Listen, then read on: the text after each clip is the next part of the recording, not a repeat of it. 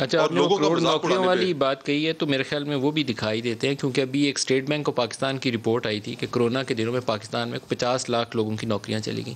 پھر کرونا کی وبا سے ہم نکلے ہیں تو اس میں سے 35-40 لاکھ لوگوں کو نوکریاں دوبارہ مل بھی گئی ہیں. تو یہ 1 کروڑ تو بن جاتی ہے، 50-55 لاکھ کو نکالا، 35-40 لاکھ کو تعداد پوری ہو جاتی ہے. لیکن یہ غیر سنجیدہ معاملہ نہیں ہے وزیر صاحب. جاتے ہیں جب آمدن نہ ہو گھر میں، بچوں کو کھلانے کو روٹی نہ ہو. کہا کیا وزیر صاحب نے، دکھائیے گا جی. 40,000 نوکری تو صرف ہیلتھ ڈپارٹمنٹ پنجاب نے نوکری دی ہے، اور اس کے بعد جو لوگ باہر گئے ہیں تقریباً 16.5 لاکھ لوگ جو ہیں وہ پاکستان سے باہر اوورسیز پاکستانیز میں جو ہیں وہ گئے ہیں. اس کے ساتھ میں آپ کو باقی تمام محکموں سے نوکریوں کی لسٹ دے کے دوں گا. 3 سال میں 1 کروڑ نوکریوں سے کہیں آگے جا چکا ہے کام. جناب اب آپ خرم صاحب اس پہ بتائیے. تو 3 کروڑ تو بہت چھوٹی ملک بات صاحب صرف ایک کسر رہ گئی ہے کہ عمران اینٹوانیٹ اب قوم کو یہ درس دے کہ آپ کو روٹی نہیں مل رہی تو کیک کھا لیں. کیک کیوں نہیں کھاتے یہ لوگ، غریب لوگ، بھوکے لوگ، بے روزگار لوگ؟ کیونکہ جس طرح مذاق اڑا رہے ہیں.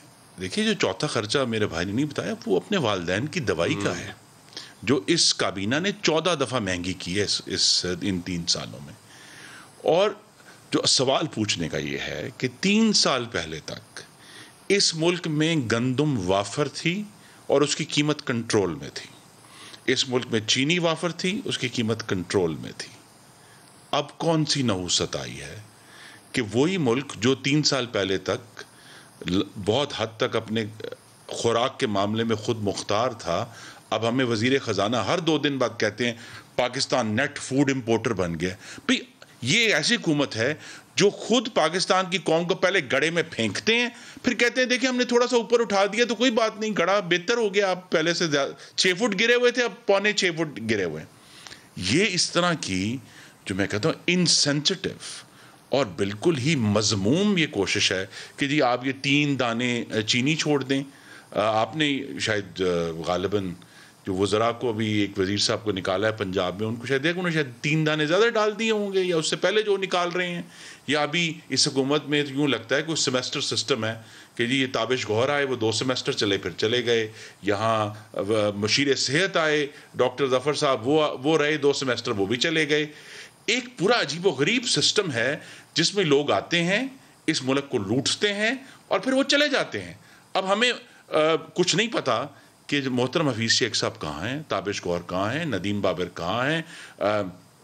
چلیں ایک شخص ہمیں معلوم ہے کہ وہ جو کیانی صاحب تھے جو پہلے وزیر صحت تھے جن کے اوپر الزام لگا اور ان کو اتارا گیا، وہ غالباً آج پی ٹی آئی کے سیکرٹری جنرل ہے. وہ بھی ایک علامت ہے کہ جو ہے. تو یہ جو اس طرح کی حرکت ہے کہ بھئی آپ کو پچھلے، اب اگر آپ داد و شمار ماشاء اللہ ملک صاحب پڑھتے ہیں، اگست 2019 سے پاکستان میں اشیاء خورد و نوش کی مہنگائی ڈبل ڈیجٹس میں گئی ہے اور پھر وہ کنٹرول نہیں ہوئی.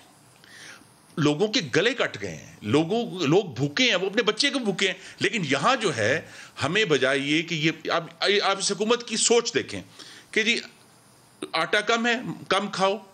اب اپنی نااہلی سے، اپنی نالائکی سے، اپنی کرپشن سے گیس نہیں منگوائی سردیوں کے لیے، اب کہتے ہیں جی آپ سردیوں میں گیس استعمال نہ کریں، آپ بجلی استعمال کریں. تو یہ وہی بات ہے نا کہ میری اینٹوانیٹ کا یہ جو اس نے فرینچ ریولوشن میں کہا تھا کہ بھئی روٹی نہیں ہے تو کیک کھا لو.